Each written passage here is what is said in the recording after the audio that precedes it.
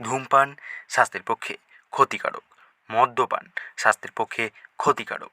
নমস্কার, আমি Anirban. Welcome to my channel AG story presence.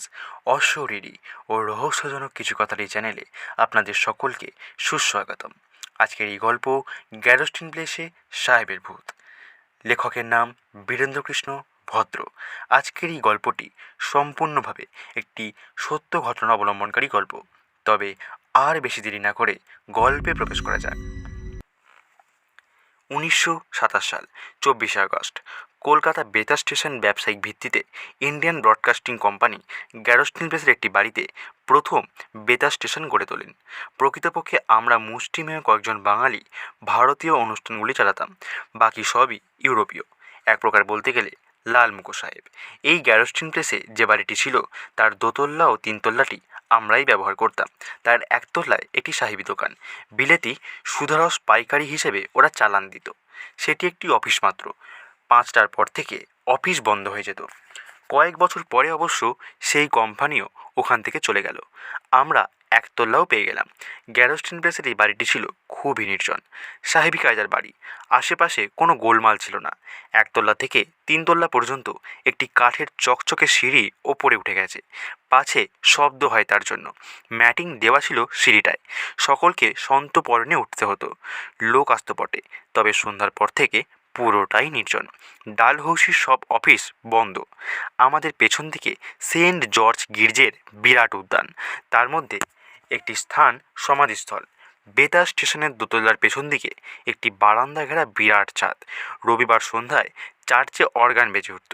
গম্ভীর স্বরে সমবেত ভক্তবৃন্দের অপূর্ব প্রার্থনা সঙ্গীতাস্ত ভেসে। আমরা অবসর সময় ওই ছাদে পায়চারি করতাম আর ওই গানটি শুনতাম। বেতারের স্টুডিওতে গান বাজনা বক্তৃতা চলতো প্রতিদিন। একজনের ওপর এক একটি ভার। রাত 10টার ওপর সবার ছুটি। তখনকার দিনের বেতারে অত্যন্ত শৃঙ্খলা নীরবতার মধ্য দিয়ে সব কিছু চলত। ইউরোপীয় সাহেবরা ছিলেন সংখ্যায় অনেক বেশি, বাঙালিদের মধ্যে মুষ্টিমেয় আমরা কয়েকজন। আমাদের ভারতীয় অনুষ্ঠানের মূল কর্তা ছিলেন নৃপেন্দ্রনাথ মজুমদার। বেতারকে জনপ্রিয় করবার জন্য তিনি অল্প কয়েকজনকে নিয়ে কাজ করতেন। তার মধ্যে আমিও তার সহকারিত্ব করতাম। রায়চাঁদ বড়াল, রাজেন্দ্রনাথ সেন এরাও বিভাগীয় কর্তা ছিলেন। আমাদের স্টেশন ডিরেক্টর প্রথম পরিচালক ছিলেন মিস্টার ডব্লিউ ওয়ালিব। মতান্তর হওয়ায় তিনি অফিস ছেড়ে দিয়েছিলেন। সেখানে তারপর এলেন মিস্টার জে আর স্ট্যান্টন। বলতে গেলে খুবই কড়া লোক। একদিন আমি, নৃপেন্দা, রাজেন্দা বিভিন্ন প্রোগ্রাম নিয়ে আলোচনা করছি। এমন সময় আমাদের এক ঝাড়ুদার এসে বলল, হুজুর, कल रात 2 बजे बड़ा साहब आया था। मैं तो खटिया लेके 2 तला सीढ़ी के पास सोता था। साहब खटिया टान के 2 रूम में हटा दिया। हमारा नींद टूट गया था साहब। क्या बोलेगा, बड़ा साहब है। गड़गड़ करके 3 तला में उठ गया। 1 घंटा 2 घंटा खड़ा होकर ऊपर में उनको पता नहीं मिला, इसलिए मैं उठा था। वहाँ पर गया, देखा चाबी बंद है। सब कैसे चला गया हमको मालूम नहीं साहब। आपको देखा था क्या? কথা শুনে আমরা বিস্মিত হলাম। ভাবলাম গাঁজা খেয়ে বেটা স্বপ্ন দেখছে বোধহয়। নৃপেন্দা বললেন, আচ্ছা যাও, সাবকো মে পুছেগা। সে চলে গেল। আমরা খুব হাসলাম। বড় সাহেবকে নৃপেন্দা জিজ্ঞেস করলেন, কাল রাত 2টোর সময় স্টেশনে আপনি এসেছিলেন নাকি? স্টেবলট সাহেব ভুরু কুচকে বলে উঠলেন, কে বলল? নৃপেন্দা জমিদারের উক্তিটি বলতে সাহেব হেসে বললেন, ও বেটা নিশ্চয়ই নেশা করেছিল, তাই কিছু দেখেছে নেশার ঘরে। নৃপেন্দা মৃদু হেসে বললেন, ভূত দুটো তো হতেই পারে, এই জায়গাটা তো নির্ঝুম। সাহেব হেসে বলে উঠলেন, ও রাবিস ম্যান। এই নিয়ে আমাদের মধ্যেও খুব কৌতুক বেঁধে উঠল। ভাবলাম এই খবরটা সবাইকে দিই, কিন্তু নৃপেন্দা বারণ করলেন। বললেন, দেখো, লোকে ভয় পেয়ে যেতে পারে, চুপচাপ থাকো। তাই আমরা চুপচাপই ছিলাম। হঠাৎ একদিন আমি 3 তলায় নিজের ঘরে বসে ফাইল দেখছিলাম। রাত তখন 8টা। সারাদিন খেটেখুটে এ যাতনায় আলো নিভিয়ে ওপর থেকে কাঠের সিঁড়ি বেয়ে নিচে নেমে এসে মনে হলো ফাইলটা নিয়েই যাই, বাড়িতে এটা দেখব। এমন সময় স্টুডিও বেয়ারা মেহেরবান একটা স্টুডিওতে যাচ্ছে। তাকে ডেকে বললাম, মেহেরবান, একটা কাজ করবে বাবা? হ্যাঁ হুজুর, বললাম। 3 তলায় আমার ঘরে টেবিলের উপর একটা ফাইল রেখে এসেছি, আবার 3 তলায় উঠতে পারছি না, একটু কষ্ট করে নিয়ে এসো বাবা। কোমল স্বরে মানুষকে বললে অনেক কাজই করানো যায়। তাই মেহেরবান আমার মিষ্টি কথা শুনেই ধীরে ধীরে 3 তলায় উঠে গেল। তার যাবার ঠিক 3 মিনিট পরেই দুম দুম সিঁড়িতে কে যেন লাফাতে লাফাতে নামছে। আমি বুঝতে পারিনি। 10টা করে সিঁড়ি বাদ দিয়ে সে গোটা চারেক লাফ দিয়ে ঝাঁপাতে ঝাঁপাতে একেবারে সিঁড়ির সামনে এসে হাজির। ভয়ে থরথর করে কাঁপছে। ব্যস্ত হয়ে জিজ্ঞেস করলুম, কী হয়েছে, এত কাঁপছো কেন? কিন্তু কথা বলতে গিয়ে সে ঢোক গিলতে লাগলো। তারপর হাঁপাতে হাঁপাতে বলে উঠল, আরে বাবা, আপনার ঘরের বাইরে যে চলার পথটা রয়েছে না, আমি সেখানে আলোর সুইচ টিপে টিপে যাচ্ছিলাম। আপনার ঘরে আপনি আলো নিভিয়ে এসেছিলেন, তাই অন্ধকারে ঘরে ঢুকে আপনার সুইচ বোর্ডে সুইচ টিপতেই দেখি একজন লম্বা সাহেব একটা লম্বা হ্যাট পরে আপনার ফাইলটা টেবিলের ওপরে রেখে মাথা নিচু করে কী যেন পড়ছে। এই দেখেই আমার মনে হলো সাহেবটা বোধহয় আমার ঘাড়ে এবার লাফিয়ে পড়বে। আমি তখন প্রায় অজ্ঞান হয়ে পড়ে যেতুম। আল্লাহ আমাকে বাঁচাবার জন্য বোধহয় শক্তি দিলেন জানেন। আমি জান রক্ষে করতে কি করে যে এত সিঁড়ি লাফাতে লাফাতে পড়লুম নিচে, বাপরে বাপ, এ বেটা জিন ভূত, রাত্রিরে আর জন্মে 3 তলার উপরে উঠবো না। আমি ওর ভয় দূর করার জন্য মৃদু হেসে বলে উঠলাম, আরে দূর, ও ভূত টুত কিছুই নয়। এ কথা শুনে মেহেরবান আমায় চ্যালেঞ্জ করে বসে উঠল, চলুন ওপরে, দেখুন সেই ঘরটায় এখনও আলো জ্বলছে। আমি একটু দূরে সিঁড়িতে দাঁড়িয়ে থাকব, আপনি আপনার ঘরে গিয়ে দেখে আসুন না, ঘরটায় নিশ্চয়ই এখনও আলো জ্বলছে, আসুন। আমি তখন নিজেই ঘোল খেয়ে গেছি, কিন্তু মেহেরবানের সঙ্গে ওপরে উঠবার সাহস পেলাম না। মুখেন মারিতং জগৎ করে ভয়ে ভয়ে সরে পড়লুম। কিছুতেই মাথায় ঢুকছে না যে ভূত আছে। একবার সাহস দেখাচ্ছি, আবার বুকটাও যেন দুরু দুরু করছে। তবে ভূতের প্রচারটা চাপা গেল না। অনেক ঘটনা এখানে ঘটে গেছে। সবাই বলতে লাগলো, এক একটা বইও লিখতে হয়। আমার এইসব ঘটনা বলতে বলতে যেন গলা কাঁপছে। সংক্ষেপে আমি একটা দুটো ঘটনা বলছি। আমাদের কলকাতা স্টেশনে একসময় প্রভাত মুখোপাধ্যায় কাজ করতেন, আমার বিশেষ স্নেহস্পদ। বর্তমানে তিনি ফিল্ম নিয়ে কাজ করেন, পরিচালনা করেন। যাই হোক, একদিন বর্ষার সময় একতলার পিছনের দিকে রিহার্সালের রুম বসেছে, বই পড়ছেন। বেলা শেষ হয়ে গেছে, সন্ধে 6টা, আলো জ্বেলে পড়ছেন।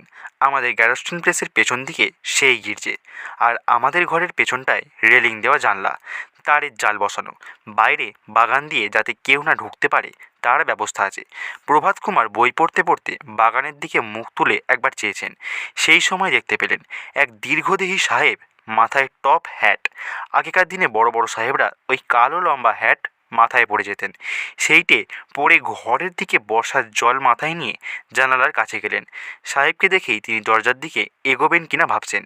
এমন সময় হঠাৎ সাহেব যেন হাওয়ায় ভর দিয়ে জাল ঘেরা রেলিং দেওয়া জানলার তারে দুটি হাত চেপে দাঁড়িয়ে গেলেন।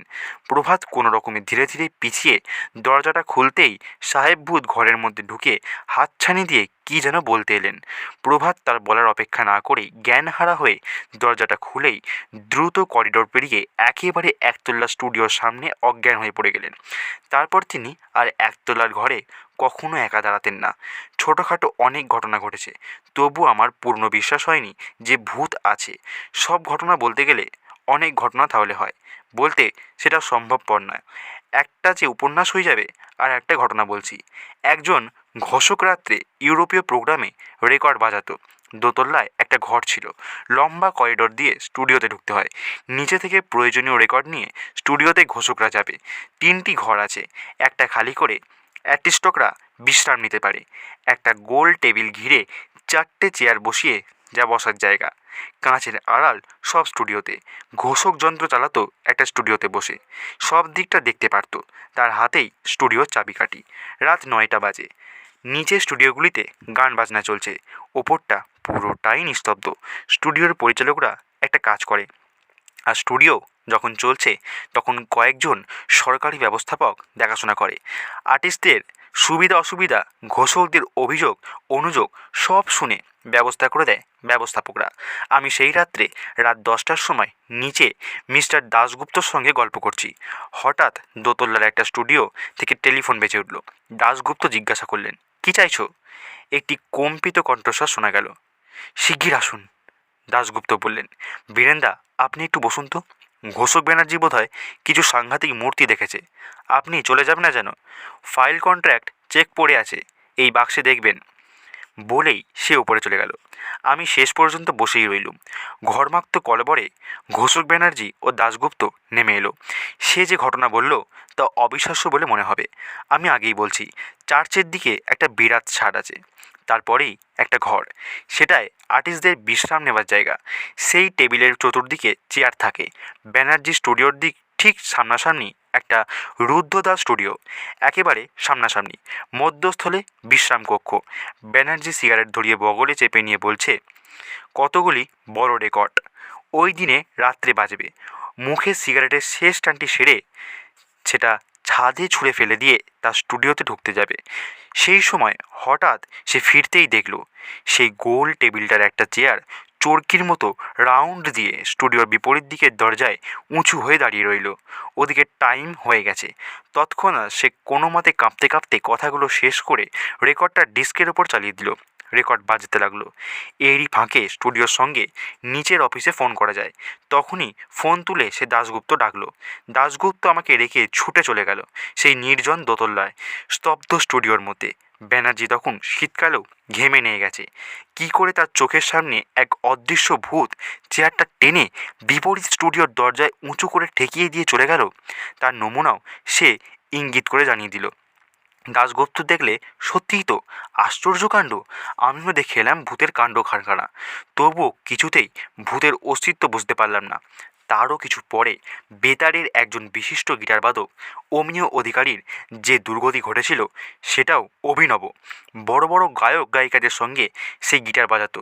একদিন রাত 9:30 বা 10টার সময় কোনো এক গায়কের সঙ্গে তার গিটার বাজানোর কথা।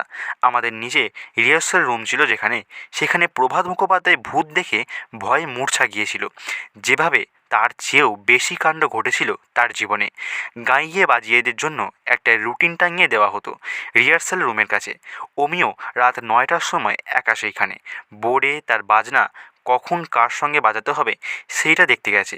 রিহার্সাল রুম একদিকে ছিল, আর তার সমান্তরাল আর একটা ঘর চাবি দেওয়া থাকতো। সে ঘরে ইঞ্জিনিয়ারদের যন্ত্রপাতি থাকতো। অমিও প্রায় কাছাকাছি যখন রুটিন দেখতে আসছে, হঠাৎ সে দেখলো ওই চাবি দেওয়া ঘরটা থেকে সাহেব ভূত বেরিয়ে এলো এবং লম্বা হ্যাট পরে বিরাট দেহ নিয়ে ঊর্ধ্ব দিকে চোখ মেলে একেবারে গটগট করে আর একটা বদ্ধ রিহার্সাল রুমের দরজা না ঠেলে নিমেষের মধ্যে ভেতরে ঢুকে গেল। অমিওর আবার হার্টের রোগ ছিল। তখন তৎসত্ত্বেও সে ঘুরে গিয়ে দরজার কাছে ঘর্মাক্ত কলেবরে নির্বাক হয়ে বসে গেল ওখানে। তখন বেতারের তৎকালীন কর্মী, ছোটদের আসর পরিচালক জয়ন্ত চৌধুরী তার অবস্থা দেখে কোনো রকমে তার শুশ্রূষা করলেন। গাড়ি পাঠিয়ে তাকে বাড়ি পৌঁছে দেওয়ার ব্যবস্থা করলেন। ভাগ্য ভালো তার হার্ট বন্ধ হয়ে যায়নি। তবে কিছুদিন পরে সুস্থ হয়ে ঘটনাটি সকলকে জানালো।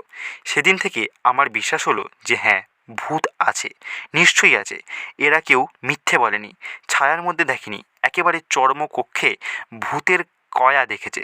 যারা যারা দেখেছে তারা কেউ বাজে লোক নয়, বানিয়েও বলেনি। তাই ভূতকে একেবারেই বাতিল করা যায় না। তা আপনারা কারা কারা ভূতকে বিশ্বাস করেন না? এই গল্পটি শুনে আপনাদেরও হয়তো বিশ্বাস হতে পারে।